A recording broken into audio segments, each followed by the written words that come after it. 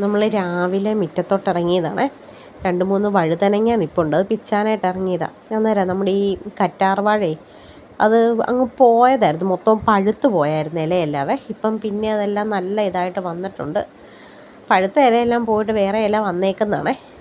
കുറേ തൈയും കൂടെ കിളുത്തിട്ടുണ്ടേ. അന്നേരം ഈ പാത്രത്തിൽ തന്നെ ഒരു കരിയാപ്പിൻ്റെ തൈയും കൂടെ തന്നെത്താനെ വന്നതാണ്, തന്നെ കിളുത്ത് വന്ന അതും ഇപ്പം നല്ലതായിട്ട് വരുന്നുണ്ടേ. അന്നേരം അതെല്ലാം കഴിഞ്ഞ് നമ്മൾ പതുക്കെ വഴുതനങ്ങ പിച്ചാനായിട്ട് പോവുകയാണേ. ഇത് നമ്മളിന്നേരം ഈ വഴുതനങ്ങ ഒരെണ്ണം നല്ലത് കിട്ടിയപ്പോൾ അത് ഉണക്കി അതിൻ്റെ അരി പാകി കിളിപ്പിച്ച തൈയൊക്കെയാണ്.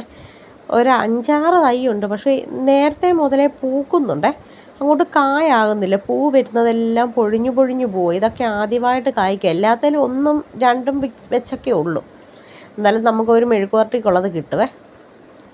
നമ്മൾ പിന്നെ വേറൊന്നും ചെയ്തുമില്ല. ഇടയ്ക്കൊന്ന് ഇത് വെച്ച സമയത്ത് ഇച്ചിരി ചാണകം ഇങ്ങനെ തളിച്ച് കൊടുത്താൽ പിന്നെ തളിച്ചിട്ടേ ഇല്ലേ. മഴയൊക്കെ ആയത് കാരണം തളിച്ചിട്ടും വലിയ കാര്യമില്ലല്ലോ. അങ്ങനെ എല്ലാം കൂടെ നമ്മൾ പിച്ചുവാണേ. പിന്നെ ഈ ചെടിയിലൊക്കെ നിറച്ച് ഉറുമ്പാണേ.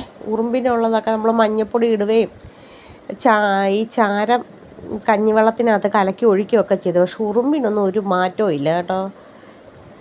ഏതെല്ലാം കായെല്ലാം നല്ലതായിട്ട് വന്നിട്ടുണ്ട്. പിന്നെ ഇനിയും വേറെ കുഞ്ഞ കായെല്ലാം വരുന്നുമുണ്ട്. കുറേയും കൂടെയൊക്കെ പിടിച്ച് വരുന്നുണ്ടേ. ഇലയെല്ലാം അങ്ങ് ഉറുമ്പ് തിന്നാന്ന് തോന്നുന്നു. ഉറുമ്പും വേറൊരു സൈസ് പ്രാണിയുണ്ട്, അങ്ങ് വല്ലാതെ വരും. നമുക്ക് അന്നേരം 4 വഴുതനങ്ങ കിട്ടിയിട്ടുണ്ട്. അന്നേരം നമ്മുടെ ചാനൽ എല്ലാവരും ഒന്ന് സബ്സ്ക്രൈബ് ചെയ്ത് സപ്പോർട്ട് ചെയ്യണേ.